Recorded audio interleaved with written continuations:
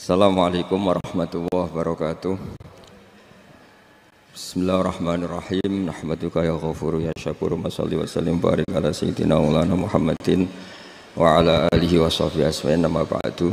Intinya itu silahkan Anda bikin jumlah sesuai versi Anda. Yang penting Anda jangan kampanye kalau itu perintah Kanjeng Nabi Muhammad SAW. Karena kalau kamu atas namakan Nabi kemudian jumlahnya sampai 800 berapa? 800 juta, berarti Nabi mengajarkan masyakoh pada umatnya. Jadi cukup yang riwayat itu di sini hanya 100 sama 1000. Jadi kalau jumlah tadi untuk 7 apa? Turunan. Jadi kamu harus ditutup dengan doa, ya Allah, semua itu bukan untuk saya tapi untuk 7 turunan. Tolong catat ya Allah. Karena itu. Jadi artinya gini loh ya, orang Indonesia yang sering mempraktekkan atakosomadiyah itu bukan tanpa dalil. Ternyata dalam mazhab Maliki, saya masih ingat ketika mbah saya kandung, bapaknya bapak, asmane Mbah Nur Syam, itu wasiatnya minta dibacakan 4.000. Yang baca pas itu ya bapak sama anak-anaknya. Dan kemudian alhamdulillah zaman akhir itu mulai agak ngawur. Kalau ada acara itu wong liya kon maca anake mlebu metu gak melok maca. Itu keliru, saya jamin itu keliru. Saya sering kalau mimpin di rumah, kalau yasinan di tonggo-tonggo kok anaknya gak moco, saya keluar. Bapakmu wong liya kok moco, kata saya gitu. Jadi itu menurut saya itu yang jelas. Saya sampai ngisi begini, yang ada riwayatnya itu idza mata ibnu adam in qata amaluhu illa min salasin shadaqatin jariyah au ilmin yuntafa'u bi aw waladin sholihin yatullah. Itu ndak ada di hadis au kiyayin sholihin yatullah, kata saya. Yang ada itu awaladin apa? Sholihin. Jadi anaknya harus ikut, kalau ndak usah, kata saya. Akhirnya anaknya udah wedi, nggih Gus nggih. Akhirnya tak kei jagung paling akeh, kula mendet sithik. Wong aku ora anake kok. Kadang-kadang enggak, orang lain baca buahnya, anaknya mau mlebu metu mau enggak no tamu mbek rokokan. Itu harus ditobatkan itu. Keliru itu. Karena nasnya bukan auqiyayin sholihin tapi awaladin sholihin. Ini bukan provokator, ini memang ya seperti itu.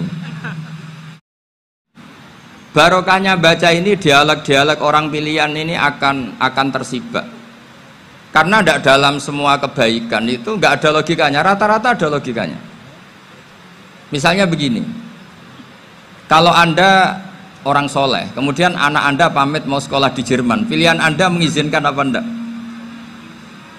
Karena potensi jadi fasik ya tinggi, karena di tempat-tempat maksiat.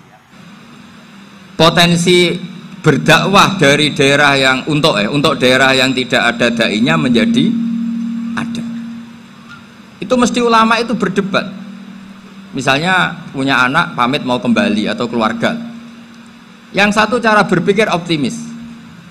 Awal ada dai di beberapa negara Eropa itu ya barokahnya imigran, pekerja, mahasiswa. Dan semua itu bumi Allah, harus ada tasbih, harus ada tahmid. Dan itu harus dimulai dari kemauan atau mengizinkan anak asuh kita ke sana. Tapi di sisi yang lain potensi jadi fasik itu tinggi sekali. Pemana iman pas-pasan. Nah hal-hal seperti ini itu pasti jadi perdebatan. Dan kita harus menjawab. Dan tadi kayaknya di semua Basul Masail Pondok Salafiyah jawabnya pede semua, nggak ada ragu, nggak ada khilaf. Baguslah kalau pede. Meskipun nanti mungkin ada ulama lain yang cara berpikir apa? Berbeda. Sehingga ini saya cerita ya. Sehingga di kitab-kitab fikih, misalnya saya kok hidup di Bali sudah punya komunitas ngaji. Itu kok saya pindah ke Sukorejo sini. Banyak ulama yang mengatakan haram. Karena membiarkan bumi Allah yang sudah pernah ada orang yang sujud kemudian ditinggalkan kosong dan kemudian dikuasai orang yang tidak sujud. Jadi dianggap itu pembiaran. Jadi banyak di kitab Qalyubi, sarahnya Mahalli, jika ada seorang muslim yang hidup di negara orang kafir, dia nyaman, tidak dapat teror, itu nggak boleh lagi pindah ke negara Islam yang sehat. Karena takutnya li'alla yastau liyal kafir tilkal buk'ah, supaya bumi itu tidak dikuasai orang kafir. Jadi ini hal-hal yang para fuqaha itu harus berdebat. Karena ini masalah-masalah furu'iyah. Sehingga mulai dulu ya banyak ulama yang nyun sewu berpolitik. mulai Wali Songo sampai sekarang alhamdulillah yang minat banyak. Mungkin bedanya ikhlas sama tidaknya. Tapi kalau saya pernah dikeluhin utusan dari ya komunitas lah, komunitas Islam Indonesia itu dulu itu ceritanya banyak yang dari Kamboja. Dari kalau dulu orang cerita itu orang Cempa. Itu setelah di Indonesia besar Wali Songo dan Brawijaya 5 itu sudah mulai oleng, itu singkat cerita mereka berpikir ingin bikin kerajaan apa? Islam di Demak Mintoro dengan raja pertama yaitu Raden Fatah, karena Raden Fatah ini putra Brawijaya. Padahal setelah jadi kerajaan ini era cucu sudah konflik, berebut kekuasaan. Akhirnya sampai jadi Jipang, jadi Jogja, jadi Solo dan seterusnya. Tapi kata Mbah Mun itu tetap barokah kata. Karena orang Islam terus terbiasa mimpin.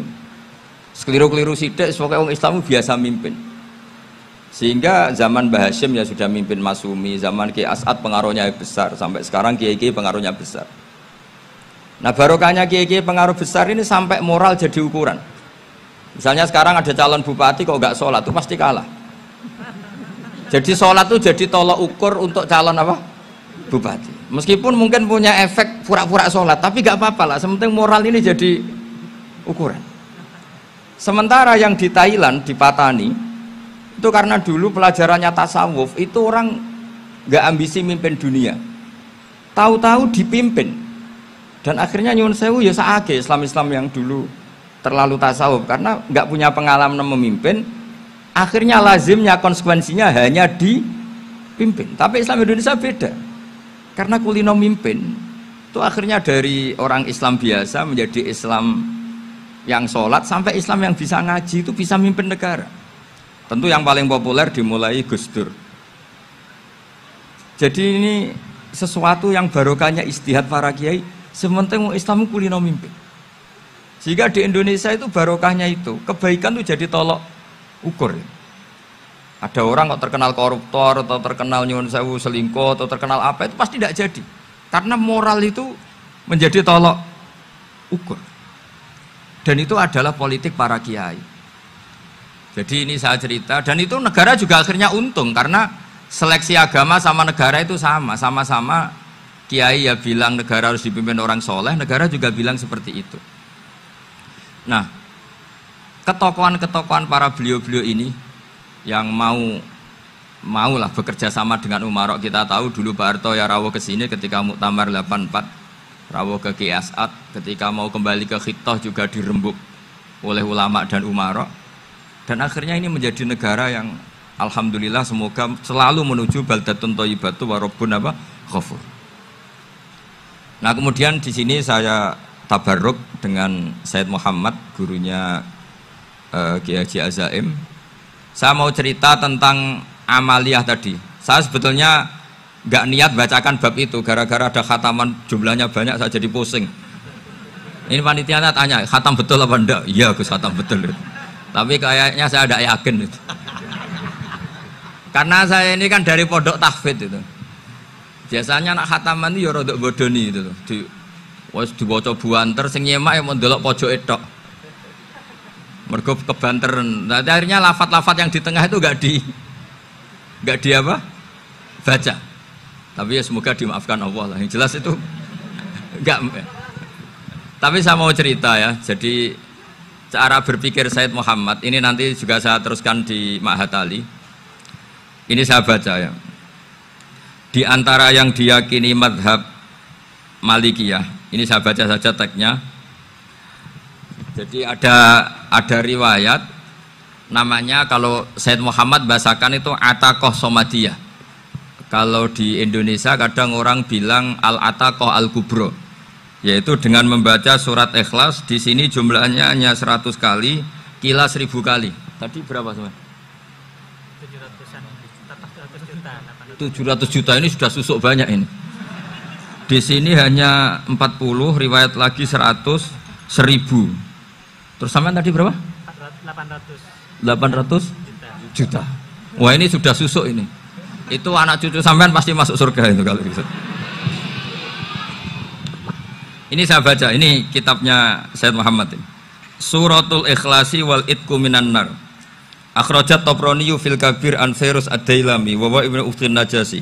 Waqad khadaman Nabiyya sallallahu alaihi wasallam. Orang ini jadi khadimnya Nabi. Qala Rasulullah sallallahu alaihi wasallam, "Man qara'a qul huwallahu ahad mi'ata marratin fi shalat ghairiha kataballahu lahu bara'atan minan nar." Ini hanya berapa ini?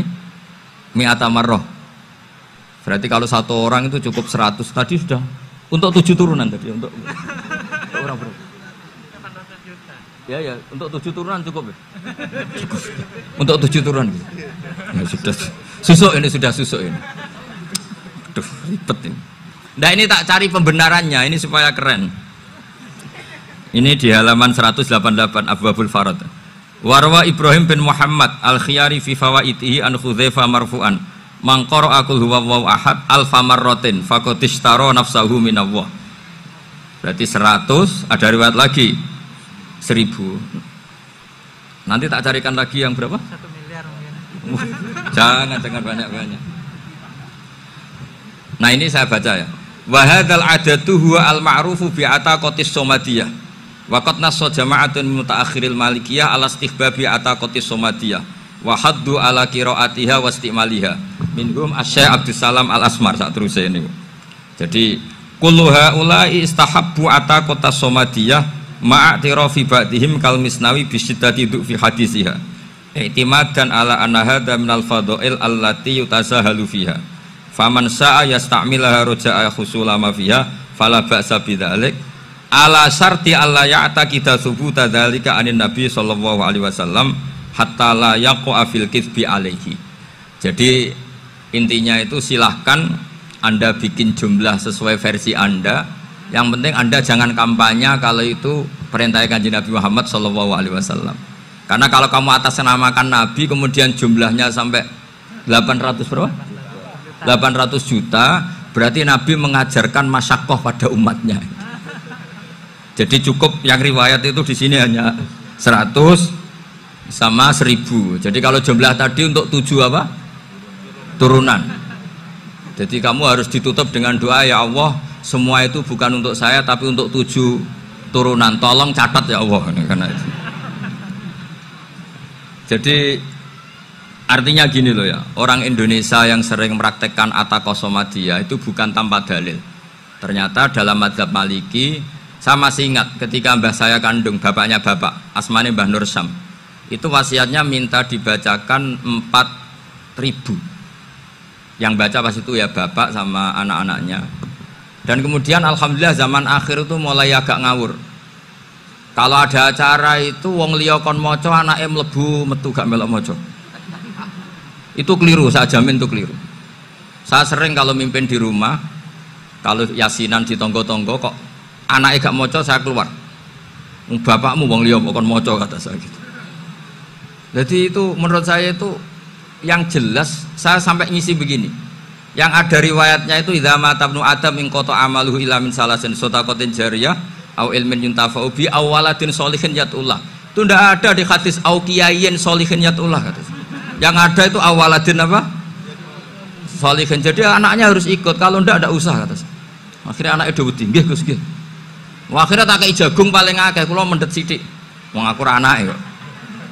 Kadang-kadang enggak, orang lain baca buahnya, anaknya mau mlebu metu mau enggak no tamu mbek rokokan. Itu harus ditobatkan itu. Keliru itu. Karena nasnya bukan auqiyayin sholihin tapi awaladin sholihin. Ini bukan provokator, ini memang ya seperti itu. Nah, terus tentang tadi la ilaha illallah yang didawuhkan Gus Azaim. La ilaha illallah itu penting sekali, cuma saya mohon itu dielmoni lah. Jadi dulu kalimat ini menjadi spesial karena dielmoni, karena dimulai dari fa'lam annahu la ilaha illallah. Terusannya ayat tuh wastaghfir li dzambika walil mu'minina wal mu'minat. Saya ulang lagi ya. Terusannya ayat tuh wastaghfir li dzambika walil mu'minina wal mu'minat. Makanya menurut mazhab Sadili, kamu disuruh baca la ilaha illallah dulu, jangan istighfar dulu. Saya ulang lagi ya. Dalam mazhab Sadiliyah itu la ilaha illallah dulu, nggak boleh istighfar dulu. Alasannya masuk akal. Orang yang kafir 70 tahun itu sekali baca la ilaha illallah itu langsung yughfar lahum ma qad salaf. Sehingga la ilaha illallah sendiri sudah punya kekuatan supaya dosa kita diampuni. Qul lil ladzina kafaru iyantahu yughfar lahum ma qad salaf. Cara menghentikan kekafiran gimana? Dia melafadzkan la ilaha illallah. Ini kalimat yang begitu saktinya sampai orang yang kafir puluhan tahun itu dosanya semuanya terhapus hanya karena melafadzkan la ilaha illallah. Nah, makanya kata Abul Hasan Asyadzili, wastaghfir li dzambika ay bihadil kalimah. Seseorang sah diistighfar itu kalau melafadzkan la ilaha illallah. Misalnya ada orang kafir mati kafir, sah nggak anak cucunya mengistighfari dia? Tidak sah karena belum melafadzkan la ilaha illallah. Makanya kata Abul Hasan Asyadzili, wastaghfir li dzambika ay bihadil kalimah. Sehingga lafadz ini spesial betul. Tapi kadang-kadang beberapa mursyid cara berpikir lain. Ini kalimah thayyibah harus dibaca orang suci sehingga mendahulukan apa? Istighfar untuk supaya pas ngelafatkan kalimah thayyibah sudah dalam keadaan apa? Suci. Itu juga masuk akal. Tapi secara meyakinkan saya sendiri lebih mengikuti manhajnya Abil Hasan Asyadzili karena alasannya tadi yang kafir puluhan tahun saja langsung luntur dosanya karena melafatkan la ilaha illallah. Artinya la ilaha illallah sendiri sudah bagian dari istighfar. Nah, ya tadi buktinya fa'lam annahu la ilaha illallah terus wastaghfir li dzambika walil mu'minin. Jadi orang sah diistighfari itu setelah dipastikan sah tauhidnya. Jadi setelah tauhidnya sah yaitu la ilaha illallah baru sah apa? Diistighfari. Sehingga orang kafir, saya ulang lagi, orang kafir yang mati kafir anak cucunya tidak boleh apa? Tidak boleh menistighfar. Terus saran saya kedua, la ilaha illallah itu filosofinya itu nafyun li uluhiyati ghairillah wa isbatun li uluhiyatillah wahdah. Filosofi la ilaha illallah itu gimana? Menafikan semua selain Allah itu tidak Tuhan dan hanya menuhankan Allah semata. Nah itu caranya gimana? Caranya kita harus terbiasa ini karena tadi saya dibilangin panitia ini rata-rata mustameknya atau mustamiatnya ini santri. Caranya gimana? Dilatih pakai logika. Saya berkali-kali cerita kalau ngaji, saya sekaligus kampanye. Allah itu Tuhan yang begitu fair. Untuk menjadi Tuhan Allah mempersilahkan, ada kualifikasi Tuhan. Jadi boleh dikompetisikan itu boleh kata Allah. Gak apa-apa kamu ngaku Tuhan gitu kata Allah. Tapi nak ngaku pangeran itu paling gak ya direputasi lah, ada verifikasinya. Dimulai dari apa? Ya kalau jadi Tuhan itu setidaknya bikin langit bumi lah, aturannya gitu.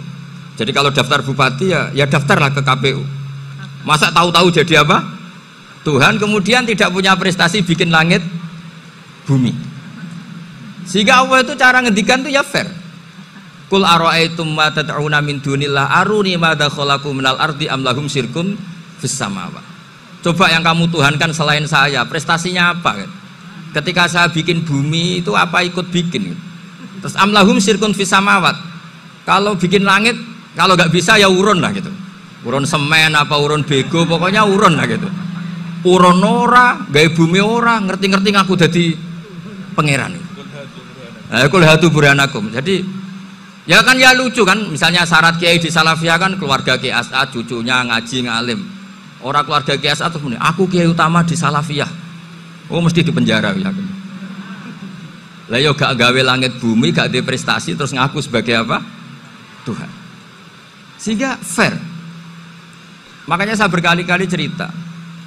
Jubair bin Mut'im itu punya anak namanya Muhammad. Ini sudah orang alim, Muhammad bin Jubair bin Mut'im. Itu cerita awala islami abihi. Mut'im itu orang pinter sekali. Saking pinternya dia jadi delegasinya orang Quraisy datang ke Rasulullah sebagai negosiator untuk membebaskan Asra Badrin, tawanan perang apa? Badar. Yang namanya disuruh itu pasti orang pinter. Tapi apa yang terjadi ketika nginep di masjid? Karena zaman itu gak ada hotel, nanti jadi geger. Orang musyrik nginep di masjid hukumnya gimana? Bahsul masail tok. Zaman itu mau tidak mau, kalau sekarang kan ada hotel, kiai juga punya wisma. Apa yang terjadi? Orang ini cerdas sekali. Dan delalah Nabi pas sholat maghrib itu baca wattur wa kitabim mastur sampai Am khalaqus samawati wal ard. Ya kalau kamu jadi Tuhan ya setidaknya menciptakan langit bumi lah. Namanya jadi Tuhan ya ada persyaratan kan. Paling tidak punya reputasi menciptakan langit bumi. Atau kalau jadi Tuhan setidaknya reputasinya itu enggak diciptakan yang lain. Am khuliqu min ghairi syai'in. Ini jadi Tuhan kok punya bapak, punya ibu. Ini jadi Tuhan kok lahirnya di bumi, ada tanggal lahirnya, ada tahun. Masa jadi Tuhan kok dulu buminya semuanya walhasil tuh. Akhirnya Nabi ketika salam sholat maghrib dia datang, ya Rasulullah, akalku habis oleh ayat yang barusan kau baca. Sudah saya Islam saja. Argumentasi selain Allah Tuhan itu batal. Itu, lah saya mohon santri-santri salafiyah itu baca Quran sampai seperti itu. Jadi jangan hanya khataman banyak-banyakan maksudnya. Ini bukan nyindir ini, ngamuk ini. Jadi ya khatamannya tadilah 1000 atau berapa lah, jangan banyak-banyak. Juga kasihan malaikat yang nyatet kan. Wong baru subhanallah alhamdulillah aja di teks hadisnya abad al malaikah kan di teks. Itu baru subhanallah alhamdulillah itu sudah mencapaikan malaikat. Makanya saya wiridan tuh arang-arang kasihan malaikat karena nanti jadi itu ya ada madhabnya itu. Jadi kalau Gus Azaim sholat lama tak saingi sholat cepet itu sama-sama ada madhabnya. Yang cepet kayak saya tadi, setan pas tata-tata, mau goda pas rukuk saya sudah itidal, mau goda itidal saya sudah sujud, pusing dia. Tapi jangan tiru, ini madhab yang agak-agak khusus lah, sudah cara orang Madura agak khilaf khusus. Khilaf ya, khilaf ini agak khilaf ini sudah. Tapi saya ingin lah, sampean kalau ngaji Quran itu dilatih berlogika. Jadi Allah itu fair, nggak apa-apa kalian ngaku Tuhan tuh nggak apa-apa, tapi tunjukkan prestasi kamu apa. Aruni madza khalaqu minal ardi am lahum syirkun fis samawati. Am khalaqus samawati wal ard. Diulang lagi, am khuliqu min ghairi syai'in. Setidaknya kalau jadi Tuhan itu ya nggak butuh yang lain lah. Masa jadi Tuhan kok wujudnya saja butuh orang lain, butuh bumi, eksistensinya butuh makan, butuh minum. Makanya Allah cara meniadakan uluhiyah selainnya itu Allah itu redaksinya itu mengena sekali. Yaitu tadi dengan cara-cara seperti itu. Sebagian ayat disebutkan ma asyattuhum khalqas samawati wal ardi wala khalqa anfusihim. Wong Tuhan kok nggak punya reputasi bikin langit, bikin bumi, bahkan untuk menciptakan diri saja nggak bisa. Ya sudahlah, kamu nggak usah ngaku Tuhan, nggak level kata-kata Allah gitu. Akhirnya terus ditemukan Tuhan yang sejati, yaitu wal awwalu wal akhiru wal zahiru wal batin. Itu yang mut'im ini tadi termasuk orang yang sangat cerdas sekali. Padahal itu bacanya bukan pas basul masail, enggak. Nabi pas sholat maghrib. Juga bukan pas ceramah, enggak. Tapi itu didengarkan. Makanya termasuk ini spesial untuk hormat saya kepada Ki As'ad. Makanya saya ini kalau mentasjek santri-santri, ini agak sensitif, tapi sudah saya tidak perlu takut fitnah. Saya termasuk, kenapa saya ingin jadi ahli tafsir, tentu yang membentuk itu Mbah Maimun dan bapak saya. Bapak saya itu hafal Quran kayak hafal Fatihah, saking senengnya Quran itu. Mungkin bisa kamu saingi itu. Itu adalah orang kafir itu bisa paham Quran. Itu sangat menyinggung saya. Orang kafir itu bisa paham Quran. Ketika Umar Islam itu karena mendengar apa coba? Mendengar apa? Quran. Dan itu masih kafir apa sudah Islam? Masih kafir karena kalimat-kalimat yang di Quran itu begitu jelas wal kitabil mubin sehingga didengarkan orang kafir pun tuh ngefek. Makanya ketika Umar datang ke saudari putrinya, kemudian dengar Toha ma anzalna alikal Qur'an apa litasqa, itu dia terus iman. Begitu juga Mut'im. Itu ketika dengar Nabi baca surat At-Tur ya langsung iman. Makanya kata Ibnu Jarir At-Tabari, kamu jangan pernah bilang gini, syaratnya paham Quran itu harus alim, harus gini. Lah nanti berarti orang kafir punya alasan di depan Allah, ya Allah, engkau ngandani kami dengan Quran yang nggak bisa difahami kecuali alim dulu. Lah saya alim gimana? Nggak pernah mondok. Mondok gimana? Saya kafir. Jadi artinya gini loh, kata Ibnu Jarir At-Tabari, Allah tidak mungkin mengatakan gini, ifhamil Quran bima la fahmalaka. Quran itu harus kamu fahami. Sementara orang kafir karena lafadznya Quran khusus nggak bisa memahami. Makanya Quran itu dibaca. Itu banyak orang kafir yang menjadi Muslim karena mendengar apa? Al-Quran. Padahal kafir. Nah, termasuk tadi Muhammad bin Jubair bin Mut'im ini itu menjadi Islam ya karena mendengar Quran. Padahal dia saat itu masih apa? Kafir. Karena tadi logika misalnya nggak paham secara lafadz Arab. Sekarang misalnya nyuwun sewu ada orang ateis. Saya pernah didatangi seorang ateis yang nggak percaya Tuhan. Saya mau Islam Pak Ba, asal Anda bisa menjelaskan Tuhan itu siapa. Coba Quran dibaca secara makna, tidak secara lafadz tapi secara makna. Begini misalnya, ada orang ateis datang ke saya, Pak Ba, saya mau Islam, asal Anda bisa menjelaskan Tuhan itu siapa. Terus saya tanya, ini ngajak goblok-goblokan apa pinter-pinteran, kata saya. Terus dia jawab, ngajak pinter-pinteran Pak, saya ini doktor katanya. Maksudnya di akademiknya dia doktor, mungkin jurusan matematika atau apa, tapi di ketuhanannya jeblok. Terus tak tanya, kalau ini ada kertas, kamu suka ada rumusnya apa suka ada? Ya suka ada rumusnya. Kenapa ada kertas? Ya karena ada yang bikin. Nah kira-kira berstatus membikin atau membuat itu sesuatunya maujud apa enggak? Ya pasti maujud lah, pasti ada.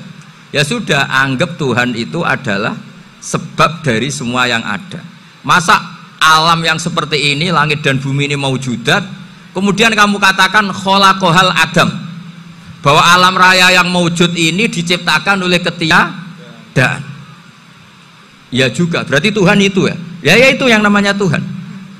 Lah mulai dulu kiai-kiai ngomong gitu kan saya Islam katanya. Jadi kiai-kiai itu kadang-kadang kalau dakwah pokoknya KBU digawe Tuhan. Beda dengan dakwanya orang-orang mantek. Orang-orang mantek itu kan nggak pernah nyebut Allah. Ini alam hawadis, la budda min muhdis. Meskipun mereka, nah muhdis ini menurut Islam namanya Allah, tapi sebetulnya kan nggak langsung bilang Allah. Jadi tak kasih tahu, alam raya ini maujud gak? Ya maujud Pak Ba. Bisa nggak sesuatu yang nggak ada menjadi faktor wujudnya yang ada? Ya tidak bisa, namanya nggak ada itu nggak bisa jadi faktor. Nah itu hebatnya ulama-ulama kita ketika mengenalkan Allah itu siapa? Zat yang wajibil wujud. Jadi kita ini kalah pinter ulama-ulama dulu. Ya alhamdulillah kalahnya sama ulama dulu. Kalau kalah sama ulama sekarang isen lah.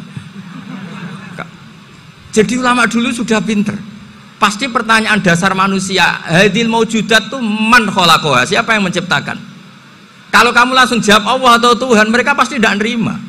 Ya jawab saja, hadil maujudat mesti kholaqoha maujudun.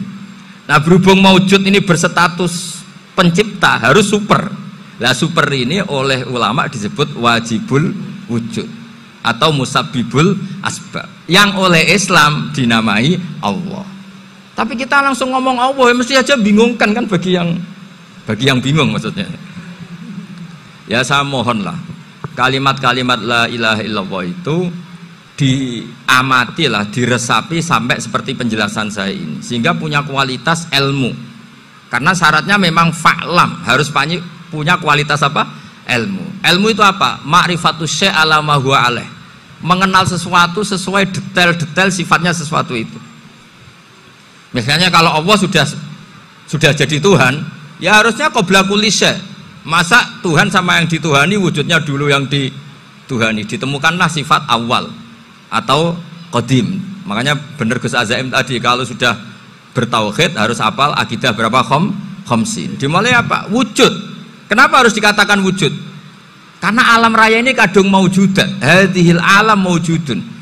Masa maujudun kholaqohul adam, masa maujudat kholaqohal adam. Nah itu yang disebut am khuliqu min ghairi syai'in am humul khaliqun. Jadi saya mohon semohon-mohonnya, cobalah tradisi-tradisi lihat baru ayat ini dihidupkan lagi, sehingga kita baca Quran itu sekaligus menjadi orang yang sangat argumentatif. Karena Quran adalah qul falillahil hujjatul balighah. Dilatih, jangan bosan dilatih. Makanya kalau saya baca ayat-ayat seperti itu, cek fair Allah itu. Fair betul. Nggak apa-apa saya punya pesaing kata Allah, tapi yang imbang dong. Pas aku gawe langit ya bantulah, atau ada langit tandingan lah kira-kira gitu. Kalau saya bikin bumi ya ada bumi. Nah misalnya sekarang orang Cina bikin matahari, materinya dari mana coba? Dari yang sudah ada sekarang kan? Tetap saja agak ikut bikin kan? Tapi kalau Allah bikin langit bumi minal adam minal wujud, kalau mereka paling rekayasa yang sudah wujud di otak-atik. Nah harus sampai seperti itu, sampai kata Gus Azim kul hatu apa burhanakum tadi. Jadi ini cara-cara kita untuk menguatkan iman. Aruni madza khalaqu minal ardi am lahum syirkun fis samawati. Terus kata Allah, itu nih bi kitabim min qabli hadza au atharatim min ilmin. Kalau kamu nggak setuju teori ini, kata Allah, cari kitab suci versi Anda. Aturan jadi Tuhan itu apa coba? Ya tetap saja semua kitab suci akan mengatakan di mana-mana Tuhan itu pencipta langit dan bumi. Jangan yang lahir di bumi jadi Tuhan. Jangan Lata Uzza jadi Tuhan. Jangan karena sakti jadi Tuhan. Nah ini di sini pentingnya ilmu balaghah, ilmu mantek yang alhamdulillah di pondok-pondok kita masih diajari. Makanya kata mantek, sebetulnya ilmu akal hanya menemukan hadil maujudat khalaqaha maujudun. Nah yang maujud ini siapa? Ya wajibul wujud. Nah kemudian Islam menamai ini Allah Subhanahu wa ta'ala. Makanya ulama dulu itu kalau ngendikan Allah itu siapa? Zat sing wajibul wujud. Itu filosofinya luar biasa. Karena dengan seperti ini bisa menafikan teori ateisme bahwa alam raya ini diciptakan oleh ketiadaan. Makanya saya bilang tadi, ngajak goblok-goblokan apa pinter-pinteran gitu. Lah nek ngajak goblok-goblokan yang ngene, hadhil maujudat khalaqahal adam. Terus kita goblok bareng. Loh iya kan, barang maujud diciptakan yang tidak maujud. Wong ora wujud kok mempengaruhi sing wujud. Ya monggo nak goblok bareng kata. Akhirnya, gak lho Gus, saya ini dokter masa kamu ajak goblok? Ya sudah, pinter saja kata saya. Alhamdulillah karena debat kecil ini dia menjadi nyaman lagi dengan apa? Islam. Memang saya tentu gak bisa disalahkan doktoralnya karena di ilmu yang selain apa? Teologi gitu. Tapi kan polanya dia pasti pinter. Makanya ini sekaligus mengingatkan anak-anak lah. Kecakapan menjelaskan itu harus dilatih. Karena di antara kelebihannya Quran itu wal kitabil apa? Mubin, yaitu kitab yang punya kemampuan menjelaskan. Tetap ada dawai Allah sing hubungannya dengan makhluk. Itu di kelasnya kelas fadhil, keutamaan yang biasa. Ada ayat-ayatnya Allah yang tentang dirinya sendiri, yaitu yang tidak tertandingi. Ya kayak ayat kursi. Ayat kursi itu kan ayat di situ Allah menerangkan dirinya sendiri. Misalnya Allahu la ilaha illa huwal hayyul qayyum. Itu kan Allah menerangkan tentang dirinya sendiri, tentu spesial. Gitu ayat-ayat sing meskipun ya tetap spesial jenenge dawuh Allah tetap spesial. Tapi ada ayat-ayat yang tentang kita. Misalnya ayat fankihu ma tobalakum minan nisa masna. Ayat-ayat seperti ini kan nggak mungkin setingkat. Ini kan ayat tentang kamu. Wis ngerti nak kelakuanem seneng wayo dikai hawayo. Nah, tentu beda. Tentu semuanya spesial karena sama-sama kalamu. Tapi tentu beda. Dokumen ayat kursi tentu nggak sama dengan dokumen ayat fakihum atau balakum. Maka Nabi ngendikan ayat kursi ini bahkan saya ngambilnya min kanzil arsi, jadi spesial, sehingga terus kita dilatih guru-guru kita ngapal ayat kursi. Kan ya lucu, misalnya wiridan yang tahlilan fakihum atau balakum minan nisa terus lucu tuh tahlilan kok ngono ku piye ngono. Aneh-aneh, gue mikir tuh, senangnya buat antoh. Masa ayat Quran kok beda-beda, goblok kandhanane angel, udah. Jadi kayaknya gue sing wis ngaji mulai bayi. Jadi ono ayat fawadil, maksudnya ayat-ayat sing umumnya terkait kita. Ayat-ayat sing spesial karena nerangkan Allah, tentu beda. Terus kedua tentu ayat-ayat sing rano Kanjeng Nabi, misalnya laqad ja'akum rasulun min anfusikum azizun. Terus baru ayat-ayat tentang kita. Nah, ayat tentang kowe ya wakulu wasrobu kon mangan ngono. Nah misalnya terus tahlil terus wakulu wasrobu. Ya lucu tuh. Bocah kok kandhanane angel. Pusing ambek kowe. Ngaji tahunan gak ono perkembangan. Ngabis gue rame-rame dunya apa? Gue rame-rame apa? Dunya. Pernah ada kumpulan orang untuk ngaji. Oh, setan setruk tenan. Paham itu? Mulai setannya tangin, tenang ya Rafa. Waduh. Serepot ya. Ya, jadi kayak kudu ngerti ya. Jadi kabeh ayat Al-Quran spesial, tapi tradisi ini ulama kan ada perdebatan apakah ada ayat fadilah dan mafdulah. Sebagian ulama mengatakan jangan bilang demikian karena fal kullu kitabullah wal kullu kalamullah.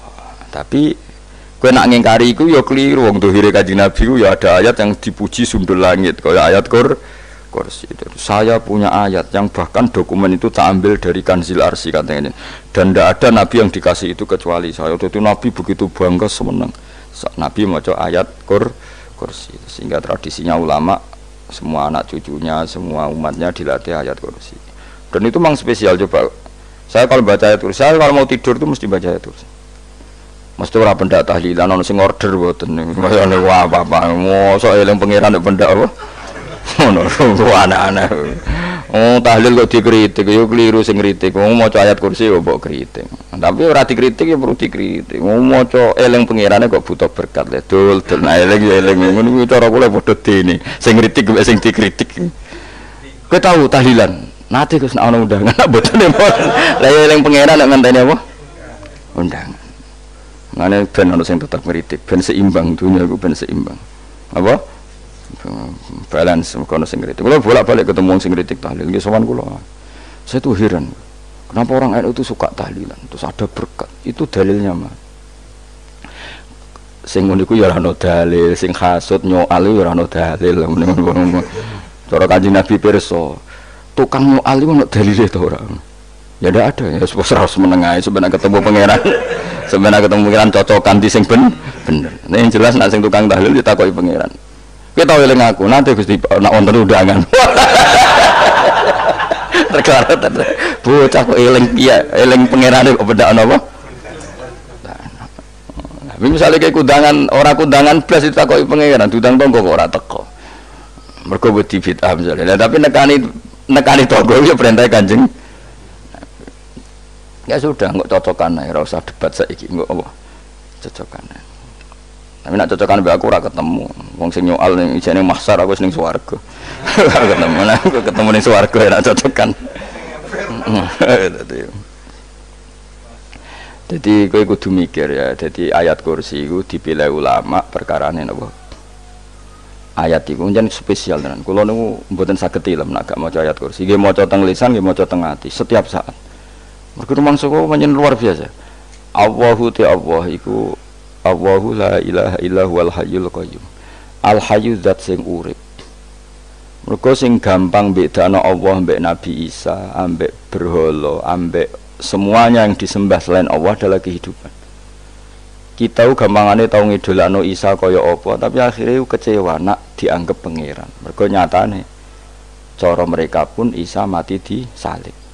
Utawa cara Islam Isa itu diangkat. Di itu objek. Apapun hebat Isa diangkat, diposisikan di langit di. Kerennya apa? Jenenge di itu objek. Berarti yang keren adalah subjeknya, yaitu Allah Subhanahu wa Ta'ala. Terus kita ini sebagai orang itu punya ketakutan. Nak pangeran mati ku piye? Nak kowe mati kan gak punya akibat apa-apa. Srengenge tetap baik-baik saja, sistem falak galaksi baik-baik saja, sistem alam baik-baik saja. Wong sing mati kuwe bayangno nak sing mati pangeran. Maka ketakutan seorang mukmin adalah apa? Punya Tuhan yang mati.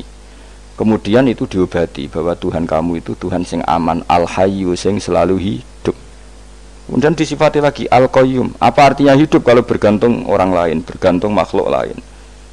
Itu gak keren, karena bergantung itu gak keren. Al-Qayyum, yang Allah itu zat yang berdiri sendiri. Oh itu kan terus sempurna. Lu kalau mau ayat kursi sempurna. Bejane Gusti kalau mau ayat kursi. Aku orang mau aku kasih hati mbahmu. Bocah kok. Oh bocah arah bakat wali. Teke wis elek. Wah baru di materekno. Kasih hati apa nak mau ayat kursi. Kasih hati mbahmu. Jimat ya senengan. Pulau ya seneng. Maksudnya ku, tapi mau ketingin teman-teman jurah oleh menjadi rezeki dia kadal jimat kebi. Sing iso ngatur rezeki wong. Sapa? Yes keben, muga disepuro pangeran. Ratus pura ora apa-apa, kelakuan kok ngono iku piye. Wis terserah pangeran ae. Jadi Allahu la ilaha illa huwal hayyul qayyum. Kemudian setelah hidup itu bisa saja gak peduli kita karena pas ngantuk atau pas tidur. Terus disifati la ta'khuduhu sinatu walana. Dan zat yang hidup itu tidak pernah ngantuk, tidak pernah tidur. Akhirnya kita ini nyaman punya Tuhan yang spesial yaitu hidup dan berdiri sendiri, tidak ngantuk, tidak tidur. Terus budi lahu ma fis samawati wa ma fil ardh. Ya, dan miliknya Allah semua yang ada di langit dan bumi. Keren. Kita ini butuh air, butuh apa saja, dan itu milik Allah. Coba kalau milik manusia, sama nak loro ning rumah sakit itu, oksigen larange ngono. Padahal kowe nak loro, oksigen di mana-mana gak tahu bah. Jadi kita seneng. Alam raya milik Allah kita seneng, karena alam ini milik zat yang gak butuh alam raya, sehingga kita yang make. Allah bikin air, Allah gak butuh minum. Allah bikin padi gak butuh makan. Dia bikin semuanya untuk kita. Padahal itu kita tidak ikut punya. Akhirnya seneng mbek pangeran. Cek apike jenengan Gusti gawe ra melok nganggo. Sing nganggo kita-kita ini. Coba aku ora roh gawe rokok gunane apa ora roh. Ya gunane pekerjaan Gus, menyerap tenaga. Ya wis sauri-unimu. Sementing kowe roh gunane rokok. Paham nggih? Roh gunane rokok roh carane mandorot kanggo kowe. Dadi padha roe lah sementing. Ya apa-apa tapi. Kalau seneng gue guyon kiai-kiai ini, hanya nerawon wong pinter guyon kaya kiai.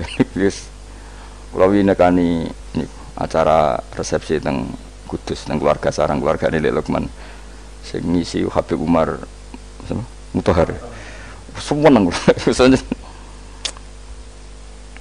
jadi guyonane neng kiai-kiai, ora, kiai-kiai kabeh, termasuk Habib Umar. Ada orang kiai rokok, ini cerita anekdot. Ada kiai rokokan ngarepe dokter. Pak Yai, kalau rokok terus nanti kalau mati gimana? Gampang, saya bawa korek. Sing kiai dhewe maksudnya iku nak mau rokok terus mari mati. Kiai ini yang ngerti maksudnya dokter ngono. Tenang dok, saya masih bawa korek. Maksudnya nak rokoknya mati gak ada Jumat. Jadi gak sambung apa? Nak kuyonane Habib Umar, saya sering membaca bahayanya rokok. Saya baca itu. Setelah baca, saya berhenti membaca. Wangan pikirannya setelah membaca bahaya rokok berhenti rokok. Saya sering baca buku atau apa tentang bahayanya rokok. Setelah saya tahu berhenti membaca. Wong spesial, seneng kula niku. Bisa nikmati ya seneng putune Rasulullah, ya seneng guyon. Jadi seneng itu gak kudu mewah, mah. Lah kowe seneng ngenteni di Alphard malah kesel to. Wah, dadi kula nu di grup kathah lah. Kiai-kiai sing seneng guyon, sing sering. Mergo kula kuwatir saya umat ini punya kenikmatan lewat jalur maksiat. Mulane kula nu seneng ana kiai seneng guyon, bukan seneng papanya. Umat ini punya kesenangan yang tidak maksiat. Itu saja, Pak. Ya tentu ada kiai-kiai yang milihnya ada guyon supaya orang enggak uraan, ya bagus. Wes penting ikhlas. Wes syaratnya kabeh iku penting napa? Ikhlas, sudah ikhlas. Ya ora kudu spesial, ikhlasmu ya ikhlas biasa lah. Kelas-kelas terilah sementing napa? Ikhlas. Saya sering baca bahayanya orang rokok. Setelah saya tahu bahayanya, maka saya berhenti baca. Wong kaget kabeh. Mergo pikirane wong mesti berhenti. Kok ternyata saya sering baca bahayanya orang miskin. Setelah tahu bahayanya berhenti merasakan kemiskinan. Jadi saya tahu bahayanya neraka. Setelah tahu bahayanya neraka maka saya berhenti.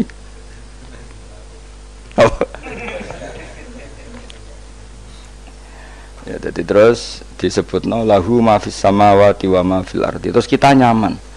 Kayak apa kalau alam raya ini milik Cina, milik Singkek, milik non Muslim atau milik wong Islam sekalipun, mesti apa-apa tuku, repot. Tapi berhubung alam raya ini milik Allah, kita nyaman. Mergo wa izzat sing super lomo super dermawan, super semuanya. Akhirnya nyaman. Kamane iso turu. Lan kula nang rumah ayat kursi ora iso turu, kae turu. Kan ya maca lesane nggih ati kula maca. Lahu ma fis samawati wa ma. Terus man dzalladzi yashfa'u indahu illa bi'izni. Ketika Allah itu segalanya, tentu yang punya otoritas syafaat, punya otoritas apa saja nunggu izinnya Allah Subhanahu wa taala. Ayat yang spesial ini. Kemudian kiai-kiai punya cara supaya umat itu hafal, dibikinlah metode tahlil maca bareng-bareng. Tapi kemudian ya sudah itu nasibnya terus kurang baik, nasibnya kurang baik. Ada yang bid'ahkan, ada yang setengah-setengah ngafirno, sing maca ya padha dene ra paham mbek ngantuk bentuk berkat mulai sudah akhirnya terus dan sampean bela bela sing bener wis takok provokator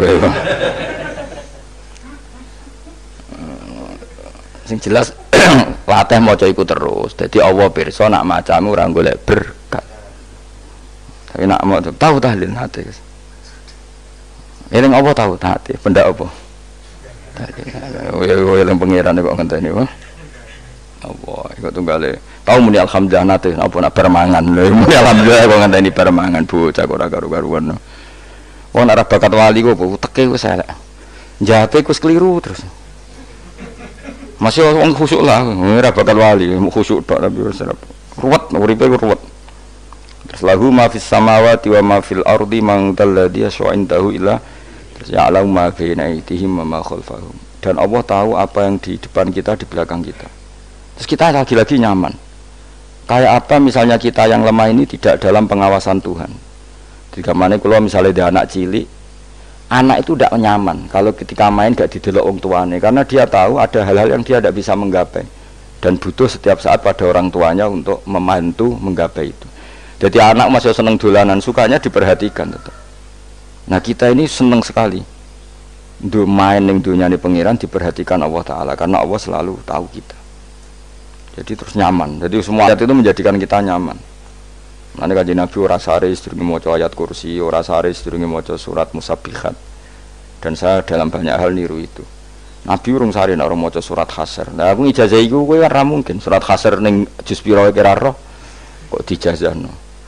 Sing iku lho sing diakhiri suti law anzalna hadzal qur'ana ala jabalil la ra'aitahu khashi'am. Itu tapi mulai kok ngarep subhanallahi ma fis samawati wa ma fil ardi wa huwal azizul hakim. Terus waladzi akhrajal ladzina kafaru min ahli kitabim. Ya bener subhanallahi ma fis samawati wa ma fil ardi terus. Tak terusnya terus waladzi akhrajal ladzina kafaru min waladzi akhrajal ladzina kafaru min ahli kitabim min diyarihim li awalil hasyr. Ma dzanantum ayakhruju wa dhannu annahum mani'atum husunuhum min Allah fa'atahum saat terus serang rapal.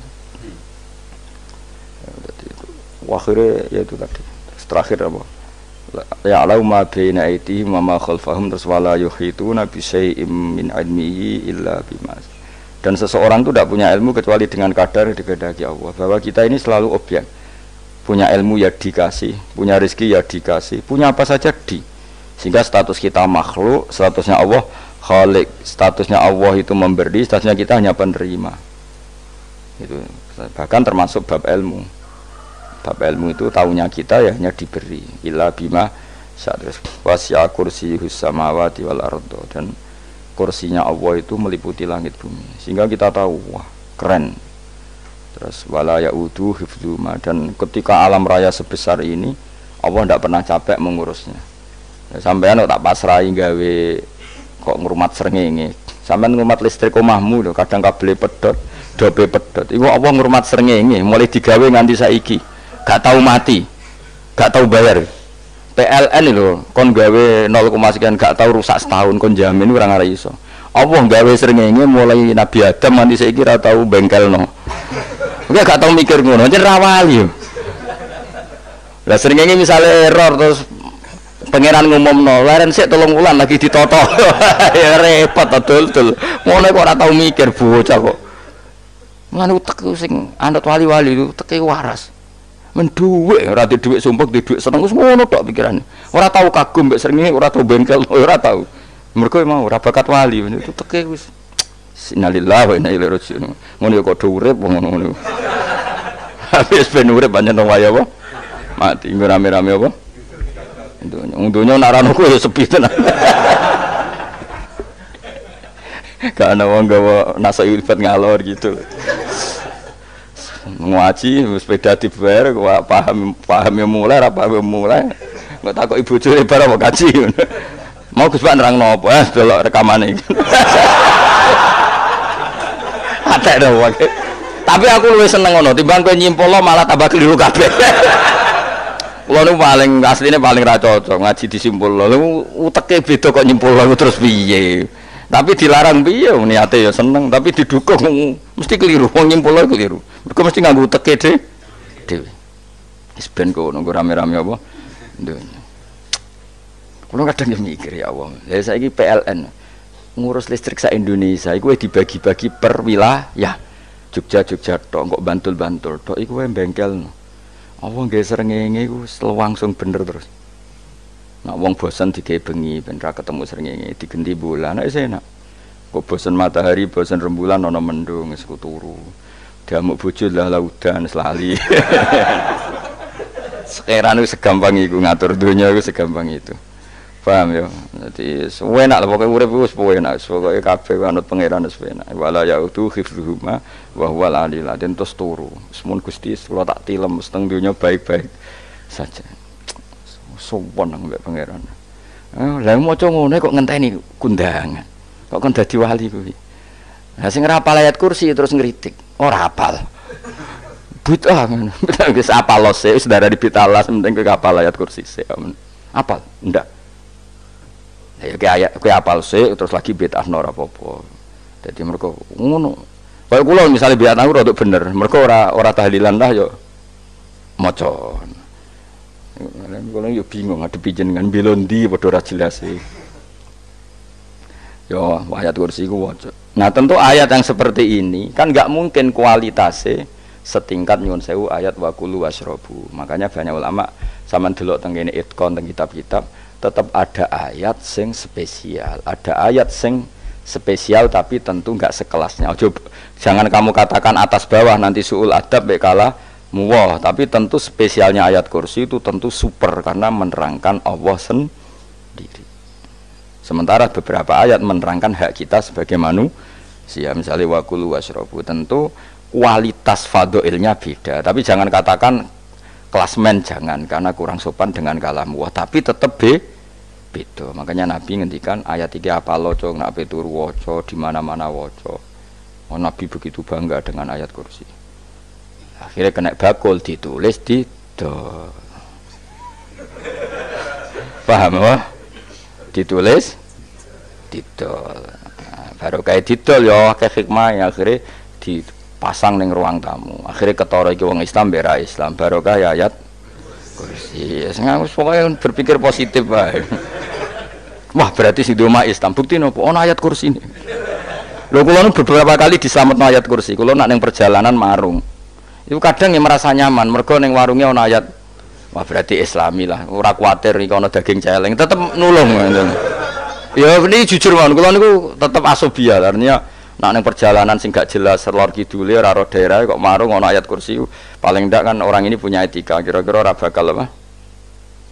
Jualan daging babi lah misalnya. Ya tetep bantu lah tetep. Umpamane terus dikek nggon salat. Sanajan to sing duwe misale mbok salat ora ya ora perlu. Ya aja suudon ngono, dianggap ae mosok masang ayat kursi kok. Ya sih gitu. Kan lumayan ada perangkat yang itu. Akhirnya bakule payu ayat kursi ini sing di omah ya payu promosi nek iki Islami, sing blonjo ya nyaman, wis padha enake lah. Ayat kursi ini sing ngenes mergo dinggo. Ya tapi ya ndak lah. Nak niate ngono ya tapi ya ayat kursi tetap mulia dengan dirinya sendiri.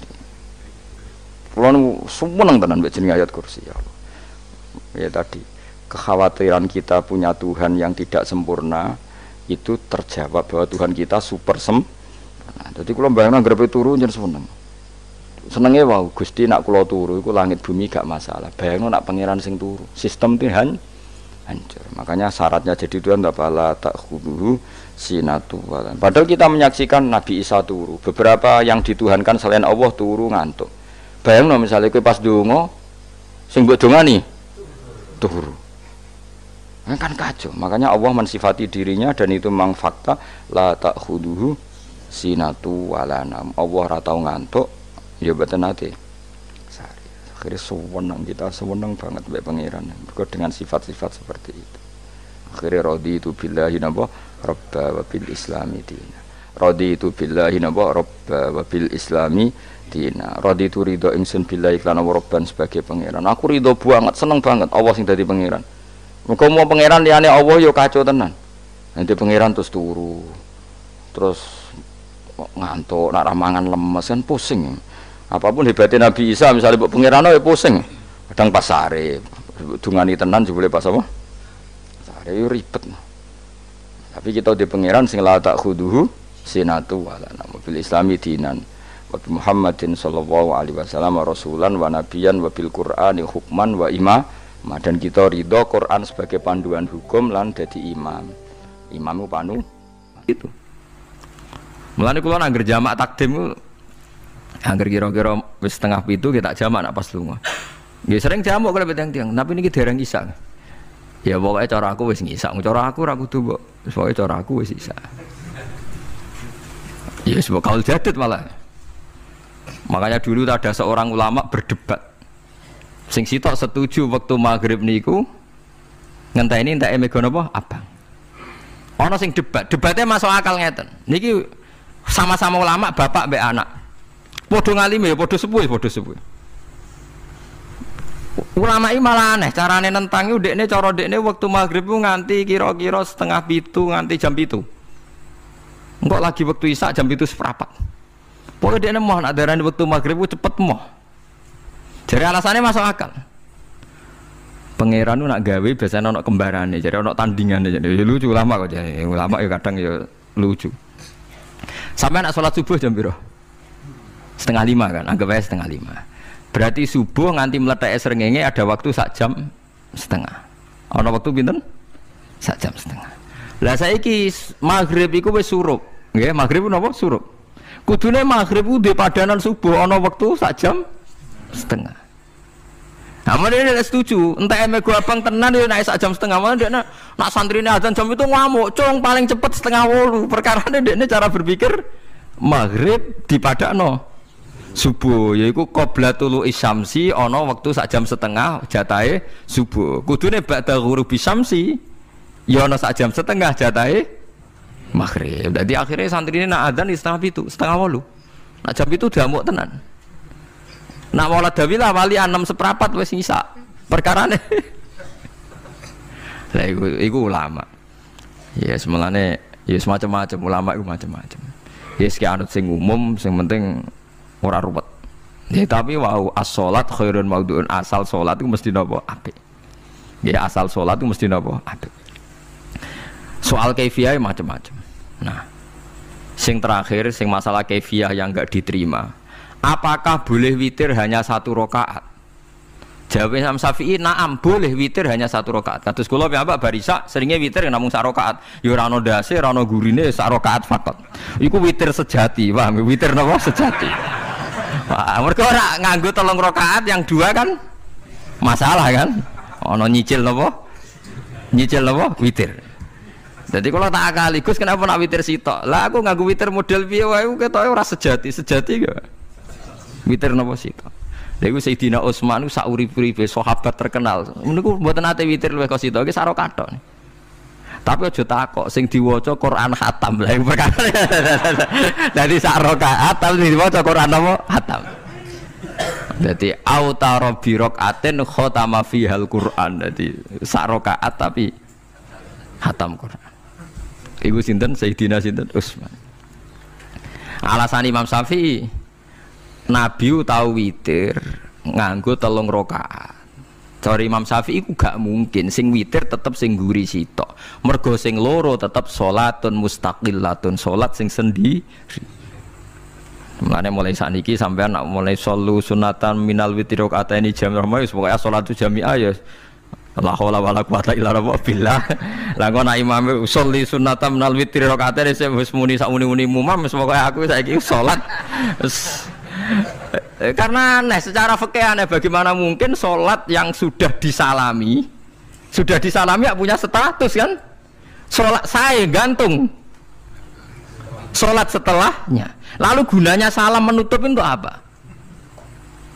Masa assalamualaikum sementara Gusti ini masih ada.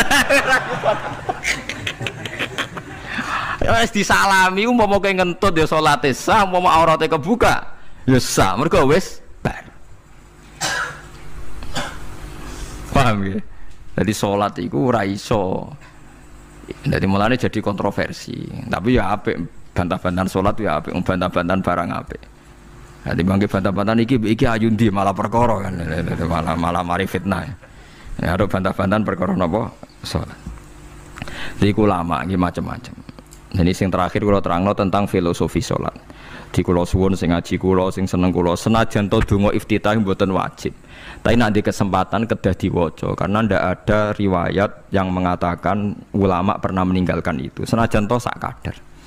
Terutama pas napa inna sholati wa nusuki wa mahyaya wa mamati lillahi rabbil alamin. Itu salatku, ngibadahku, matiku, uripku namung kersane Allah. Utawa namung kangge Allah. Karena ini menjadi filosofi sing dadekno salat mari ahlil jannah. Jadi kita nak salat mesti ahlil jannah. Wong qad aflah, teman-teman bejo wis mesti bejane. Sampeyan ora usah wedi suul khotimah. Niku waswase setan. Mboten enten suul khotimah. Setan niku keliru, semua meden-meden itu. Nah, setan percaya suul khotimah ikon gawe suul khotimah. Mulane kula anggere wedi suul khotimah omongan kula setan. Tan setan nak pancen aku mbok weden-wedeni suul khotimah yo gawe wae aku ben suul khotimah. Aja meden-medeni tok. Dan kowe ketok dadi pangeran. Kowe dhewe ora siap dadi pangeran. Ya ora pangeran kok meden-medeni aku. Jadi setan memang harus dididik, kudu diancam, paham ya? Mulane kula ana kiai pemuja setan kula ora seneng setan godane ngene kiai ra mesti selamat, wong top-top ra mesti selamat. Itu namanya memuji setan karena dia nganggap setan itu luar biasa. Setan kudu mbok prekno, mbok anggap gagal, tahan setan cek goblok, kowe meden-medeni aku suul khotimah aku tetap salat. Berarti kowe gagal. Karo dene nek kowe kepengin menungso sesat kabeh ya sesatno wae, ora usah meden-medeni jare kowe kondang kok trimo mok. Ngono-ngono tok ae. Bedanya ya roh tingkat kegagalannya, paham nggih? Jadi setan harus dididik bahwa dia juga sering gagal. Setan kan ingin manusia enggak sholat semua kan, zina semua, maling semua. Ternyata kita enggak maling, yang sholat juga banyak. Itu kan berarti tingkat kegagalannya apa? Setan. Lagi kita ndak ora dan setan wis sholat puluhan tahun digodho ilang gandene goblok kowe. Nak wong iku salat puluhan tahun berarti puluhan tahun dalam kegagalan setan. Mergo wong salat berarti setane gagal. Mulane kula mbek setan niku saiki tambah wani. Ya mletene ngono kon mlebu neraka ya kok gelem. Misale dekne hebat kan mboten purun Gusti tak ning swarga mawon. Ternyata dekne mlebu swarga gak iso kan? Lah ya mletene lah ya wong lemahe ngono kok mbok entut. Artinya setan kan lemah sekali kan? Lha iku sedekahul azim ketika ngendikan inna kaidas syaitani kana napa dhaifa. Sebenarnya setan itu dalam bahasa Quran itu dhaif sekali. Lemah sekali. Tapi kita sering muji. Nggih, sering napa? Sering muji. Darani setan hebat, wong wali, wong alim kadang digodho kena. Ya soal kena cara kena akeh ra kena ngono wis akeh napa? Akeh mboten napa?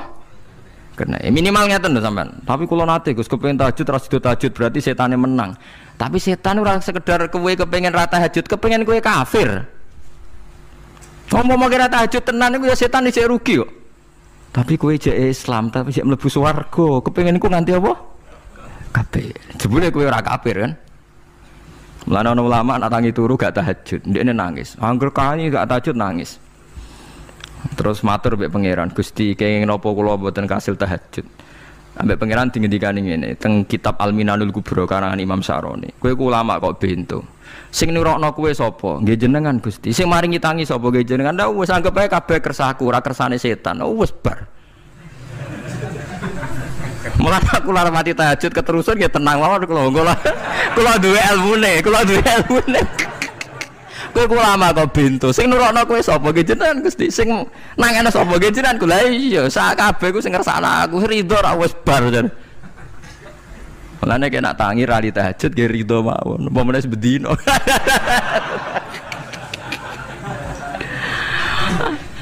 Jadi penak berislam tuh enggak apa-apa.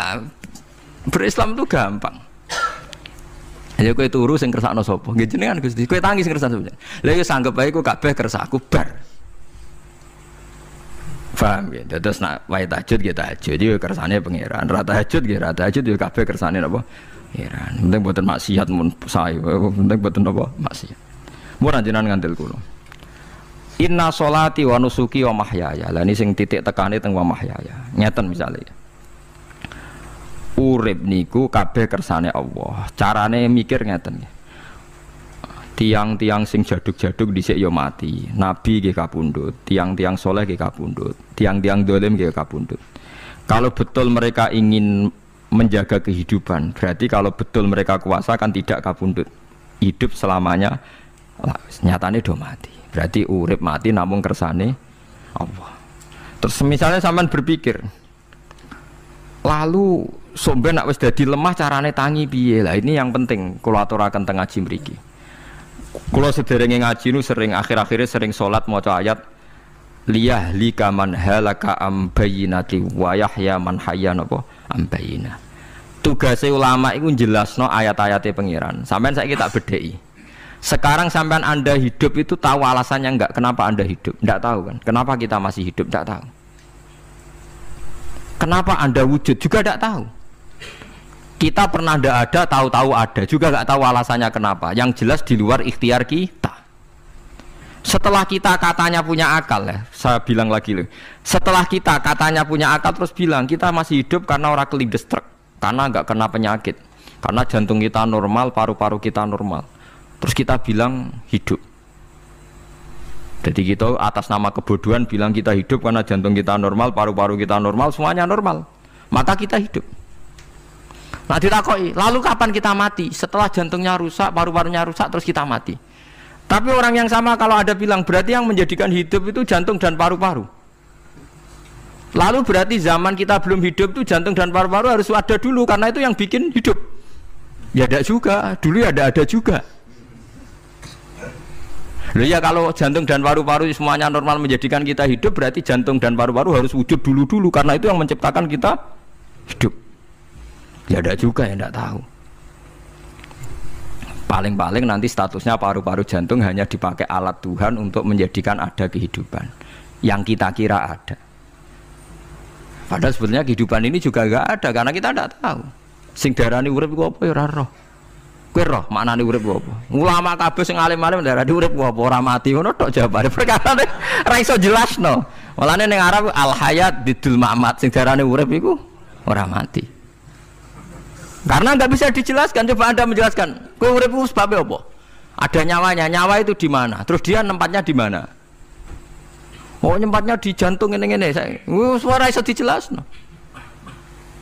Nah, ketika hidup Anda tidak bisa Anda jelaskan, kudune sok ben wae tangi sangka kubur juga nggak bisa dijelaskan.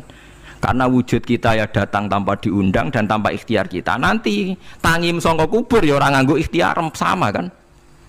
Sama-sama ada kesimpulan lillahi rabbil alamin. Nah, tapi manusia atas nama akal sawangane hidup ini ada alasannya. Karena kita ditangi ada bapak ibu terus kita jadi wujud. Lucu kan? Hidup ini disebut ada sebabnya. Tapi nanti mati sangka kubur terus tangi meneh dianggap enggak punya penyebab. Alasannya sudah dilemah kok. Ono meneh carane piye? Lah zaman kuwe ora ngono. Dadi ono saiki. Carane piye? Makanya kalau suruh balik-balik bilang jika tangi sangka kubur iku mukhal berarti wujudnya Nabi Adam dan wujud yang sekarang lebih mukhal karena tanpa sebab. Ya tanpa apa? Sebab.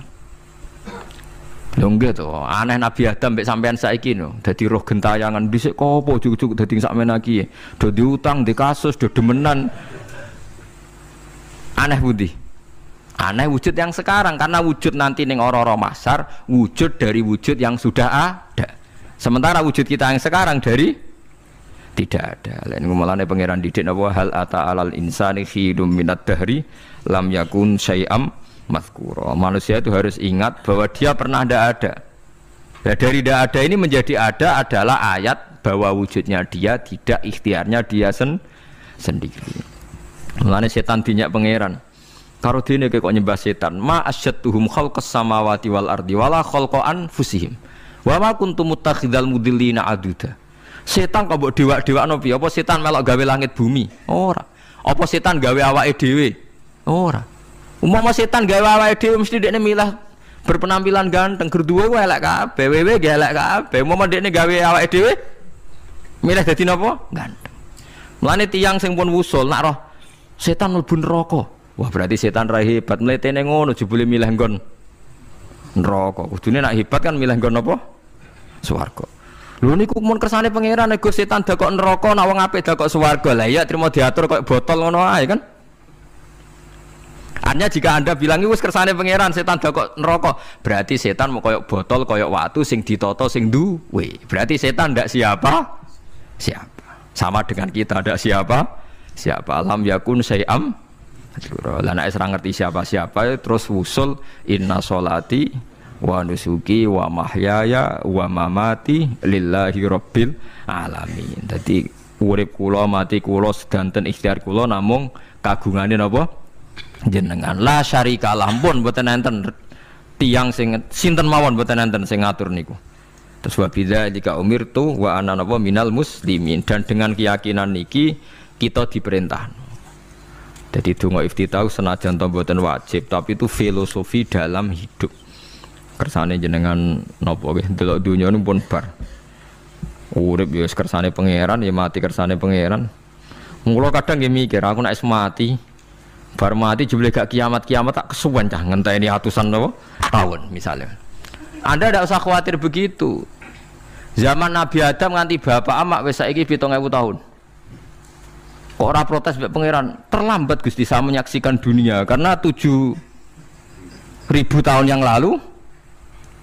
Nggih saniki kan pun tahun pinten to? 7.000 umure donya saniki pun pinten? SM itu kalau menurut penanggalan agama itu 5.000 tahun. Sebelum Masehi dihitung Nabi Adam itu, pokoknya dihitung langit bumi itu 5.000 tahun. Lah saniki tahun 2000 sekitar 7.000 tahun. Padahal wonten sing ramal umure donya pinten? 7.000 tahun. Jadi enak sing mun diutang-utang mun beres niku mun bar niku mun dianggap bar niku mun muntah ini. Jarine to. Dieling-eling nggih kula suwun senajan to ilmu niki mun lazim diyakini tiyang Islam. Tapi sampean ulang-ulang. Kados srengenge misalnya kula nak delok srengenge niku eling. Berarti urip ning swarga selawase-lawas iku mungkin. Karena Allah bisa menciptakan benda yang begitu panas tapi punya daya tahan atusan tahun. Pemenang nak cara discovery ya nak ngitung malah jutaan tahun yang lalu, malah bawa hitungan kontiwa aja dinosaurus 400 juta tahun. Padahal agama nanggali bumi namung pinten 5.000 tahun sebelum nopo Masehi. Tapi nak cara ngomong ilmuwan jutaan nopo sing ngitung ya sopo terus ke apaan terus. Ndak begini saja kalau sampean melihat matahari misalnya. Matahari itu kan bahannya panas sekali. Ternyata Allah bisa mengelola matahari seawet itu ribuan tahun. Apalagi ngelola kita. Kita ini untuk abadi lebih gampang. Karena bahannya ndak panas, nggak gampang rusak. Terus gampang direproduksi, maksudnya gampang digantikan, maksudnya kan di masa lo kan kena. Kayak Rohin udah anak keriting akeh kok putune kan gampang. Lho kalau mikir mau gampang ngeten. Misalnya buaya sing masyhur dianggap hewan purba yang terlama. Manusa ilang wis ketok angel. Misale koyo boyo mati ana anake meneh, anake ana anake. Nabi Adam kan ngoten. Wong sitok di ketahanan sampai saiki, gonta-ganti wong. Artinya berarti ada gen Adam yang abadi sampai sekarang kan, karena setiap manusia sekarang berarti ada gennya Adam. Artinya Allah memberi contoh betapa Allah bisa ngatur supaya fisik manusia gen ini abadi. Buktinya Adam nganti saiki kan masih kan? Lho nggih to, pasti di antara jasad kita kan ada unsur Adam. Lah ya Allah gawe sura, apa meneh kowe sampeyan swarga ning neraka, Allah tetap punya cara untuk bikin abadi. Mbok piye carane?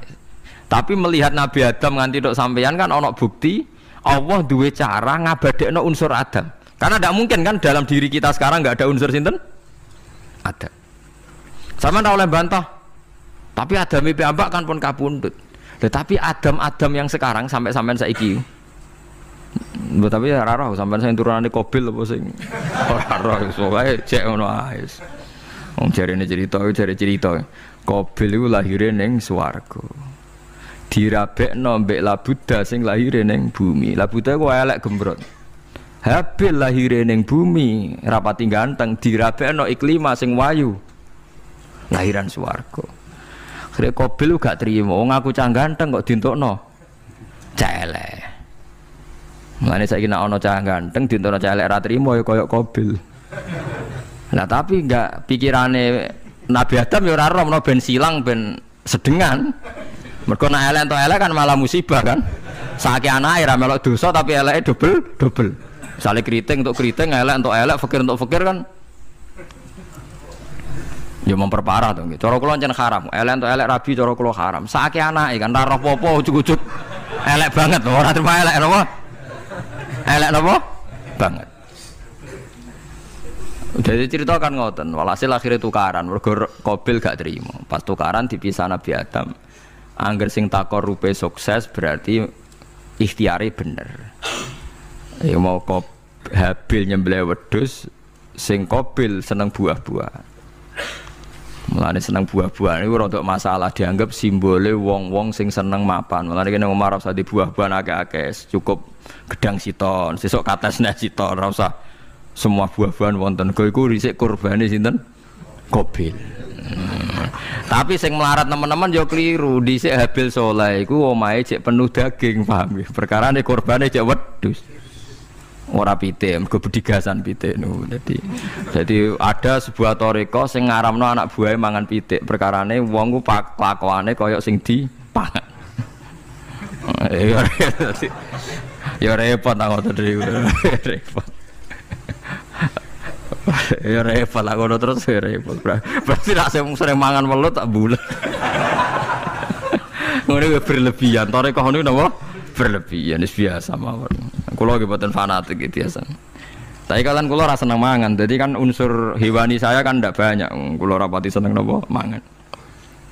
Walhasil akhirnya Qabil korbannya gak diterima. Habil diterima. Terus semenjak itu juga akhirnya walhasil Qabil mateni Habil. Jadi makanya konflik wedoan, konflik tertua, mental membunuh ya mental tertua. Pertama peradaban manusia itu dibangun rebutan wong wedok dan saling membunuh. Nah, orang tukaran kira usah gawa, itu tradisi terlama, nggih, tradisi terlama manusia. Mesir kok bentrok padha Islame, Irak, Syria kok bentrok itu tradisi terlama. Demi wedokan diruwangi tukaran, tradisi terlama. Biasa, jadi biasa mawon urip napa? Biasa. Sekabeh kejadian ngene iki wa inna sholati wa nusuki wa mahyaya wa mamati lillahi rabbil alamin. Macam-macam ya nak tiyang tasawuf ngartekno kabeh iku kersane Allah. Nak tiyang fikih ngartekno semua ibadah kita diikhlasno ora golek imbalan namung kabeh dipersembahkan kangge Allah. Cuma teori fikih ini ada kelemahannya, kesannya Allah itu butuh kita kasih. Padahal kita bisa sholat yang nganggo hidayate pangeran, iso zakat yang nganggo donyane pangeran. Kok kowe ngrasa zakat itu donyane sapa? Mulane sing bener gitu teori tasawuf, kita iso sedekah ya kersane pangeran. Sing kita sedekahno nggih donyane pangeran. Berarti lillahi. Nah, jadi lillahi ta'ala artinya nak cara tasawuf itu bahwa semua kebaikan kita ini karena Allah, karena hidayat Allah. Nah, cara fikih mboten kesannya kita yang berbuat lalu kita ikhlaskan Allah. Tapi pertanyaannya kan kita bisa berbuat itu pakai fasilitas apa? Hidayatnya Allah juga kan? Nah, makanya ilmu tertinggi dianggap tasawuf karena tasawuf ini yang benar-benar lillahi rabbil alamin. Tapi fikih juga baik karena uang kan seneng GR tuh, namanya aku alhamdulillah berzakat. Muni aku alhamdulillah berzakat itu kan ya jelas. Muni aku ngrasa dekne pelakune, muni alhamdulillah kersane Allah itu ya bahasa paling gak jelas. Tapi ya apik muni ngono, aku alhamdulillah bersolat. Ya pamer nak aku bersolat, tapi ya ngakoni nak kabeh kersane Allah. Lah nak kersane Allah sing dipamer apane ngene ya ora jelas ya. Ya tapi itu apik lah. Muni apa aku alhamdulillah bersolat itu ya bahasa gak jelas. Ya gak jelas juga bahasa itu tapi ben ngono. Paham geleng-geleng itu. Terus salat niku ini yang keempat kalau ceritani hikayatu sholatil khosyin. Saya baca di beberapa kitab Sayyidina Umar niku dipanah. Panah niku rak wonten mata pancing. Jadi nak melebu niku ditarik sakit, nggih. Nak ditarik napa? Sakit sekali. Ditarik dokter paling canggih pun sakit. Akhirnya Sayyidina Umar kondo, engkau tarik pas aku sholat. Aku nak sholat iku lali.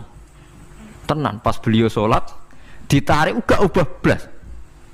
Ditakok iku jenengan ora krasa blas ora. Mosok aku ning ngarepe pangeran eling pangeran krasa lara kan dadi aneh. Tapi alhamdulillah kowe krasa sing aneh ya kowe wong sowan pangeran kok roh ana wong liwat ya roh. Jadi Sayyidina Umar dadi khusuke Sayyidina Umar nganti dipanah ditarik wak kangelan. Lara. Pesen ning kok aku tarik pas sholat. Mulane ora ana sahabat mati kecuali pas salat. Mergo pembunuhe roh paling lengah iku pas salat. Umar dipateni pas aku yakin wong nakal mateni rugen pas salat ra iso yakin aku yakin. Plengane ngono piye. Semasa salat tetep siaga ya. Iku sirine kena apa Umar dipateni pas salat. Kok musuhe ku ngerti sahabat tuh paling lali nak pas sholat. Sayyidina Ali kabudute ge pas sholat. Dan alhamdulillah cerita itu enggak ada sekarang karena yang sholat luwih canggih, luwih napa? Canggih. Wah, tetap konangan lho. Salate plengan dis. Konsentrasi penuh menjaga diri sendiri. Dadi kayak pangeran. Jadi justru itu nunjukno hebatnya Sayyidina Umar. Wes ngerti dalam bahaya tetap sholat. Nah, sekali sholat ge eling pangeran tenanan. Mboten roh blas. Sayyidina Utsman nggih pas deres Quran wae rata-rata ulama dulu begitu. Lah niku masyhur Sayyid Ali Zainal Abidin tuh pas dia salat blandar ceblok sampai bajunya sobek, omah kobong dekne ra roh. Ditulung siapa saja enggak tahu ya dia karena asik mbek pangeran. Mosok jarene mosok aku pas madhep pangeran eling liyane. Nah, tapi kita ora iso kan bayangno salat-salat kayak kelas ngoten niku. Nah, Kanjeng Nabi Muhammad soft paling guri niku yasma'u azizu sotri ka azizil mirjal. Nabi nak salat niku sing guri niku ngerti dentuman dadane Nabi saking wedine nang pangeran kados banyu sing umum. Ka'annahu husya alaih sampai Nabi meh pingsan saking wedine pangeran. Ini disebut taqsa'irru min hujuludul ladzina yakhshawna rabbah. Jadi Allah nazzala ahsanal hadithi kitabam mutasyabihah mathan ya taqsa'irru min hujuludul ladzina yakhshawna rabbahum. Makanya potensinya orang-orang soleh itu jarang sholat sunat karena sholat fardu saja butuh energi yang luar biasa. Meh kudu kesemper. Nah, alhamdulillah kita kan sholat biasa saja. Berarti yo qobliyah yo oke, ba'diyah yo oke, sholat yo oke, tapi cara dipateni wong ora iso. Ya tetep roh, tetep apa? Roh. Ngono ngrasane krungu. Parah. Salat awak wis parah. Salat riyen para sahabat itu luar biasa. Sampai wong kafir nak ape nyerang, sampai ana salat khauf iku sampai wong kafir sepakat engko nak nyerang Muhammad niku pas napa? Salat. Sampai akhirnya Allah gawe rukhsah wonten salat khauf. Salat di mana separuh saf njaga musuh. Mergo Nabi nek salat tu lali. Sahabat nek salat di lali. Akhirnya gini ku. Dalam sistem keamanan jadi kelemahan sahabat gini ku. Akhirnya Umar salat di depan umum. Lalu di depan umum. Kok iso lali kabeh? Mestinya nak Umar lali kan makmum Ruhin Mustafa eling mboten iki sing saf awal dua niku lali kabeh. Lho nggih imam kok ngarep. Niku Abu Lulu Al-Majusi ku iso liwat yo nganti tok Umar yo slamet. Munjen salat kabeh. Nak saiki ora iso, aku yakin ora iso. Wah kena sambure siji to sih. Nyak-nyak masjid sapa juwa to sih salat omong ya tenang sih. Lha kuwi sanggepe barokah pangeran alhamdulillah. Jadi Umar itu tengah Arab, paham ya? Abu Lulu maju, aman. Mereka sing sholat rasa sadar itu kabeh orang kok Umar tok. Lho mau Umar ngoten liyane mboten nak kecekel tengguri itu. Hebat kan. Sayyidina Ali malah lucu menan mendelingno ada ya mulai dulu ya ada intelijen namanya jassas. Dan itu saya tiru dawuh Sidina Ali. Jasas itu ya cara niki mata-mata. Ya Amirul Mukminin, orang Khawarij itu berambisi betul membunuh Anda. Mbok ndak usah sholat jamaah di masjid. Kita ini menjaga Anda di rumah. Sayyidina Ali jawab, hisni ajali. Jadi masyhur Sayyidina Ali ngendikan, yang menjaga saya itu ajal saya, bukan pengawal presiden. Kalau saya mati sekarang, penjaga nggak ada artinya. Begitu juga aku nak ora wae mati. Iku wong niat mateni aku ya ora iso. Sepintas ngendikannya ini hanya klis, tapi nak bangen-angen bener.